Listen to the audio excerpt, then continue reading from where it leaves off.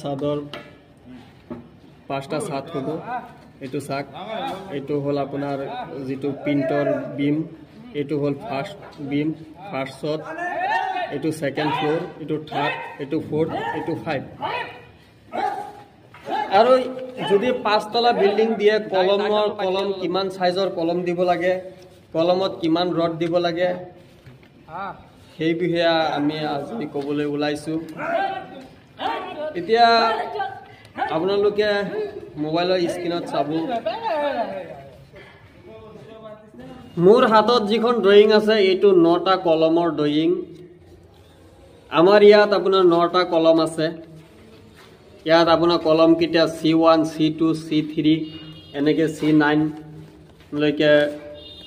আছে 9টা কলম আছে ইয়াত আপোনাৰ আছে C7 এইটো আপোনালোকে চাওক C7 ৰ কলমৰ সাইজ আছে 350 × 350 550 × 550 ইয়াৰ আপোনাৰ সাইজটো হ'ল আপোনাৰ ইঞ্চিত ক'বলৈ গ'লে 22 ইঞ্চি বাই 22 ইঞ্চি ইয়াৰ আপোনাৰ ৰড দিছে আপোনাৰ 12 পিস ৰড দিছে আপোনাৰ 25 ৰড 25 mm ৰড দিছে 12 পিস আৰু 8 mm আপোনাৰ ৰিং দিছে আৰু এইটো আপোনাৰ সাইজটো আছে 350 × 6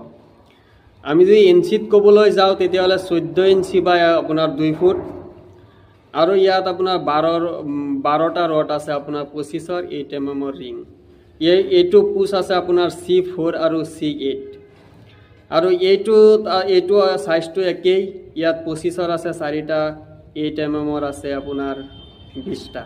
ইয়াত আছে আপোনাৰ C1 C5 C6 আৰু এইটো আছে আপোনাৰ সাইজটো একেই 350 × 6 ইয়াত আপোনাৰ 12 পিস আছে 20 ৰড 8 mm ৰিং এইটো আপোনাৰ C2 C3 C9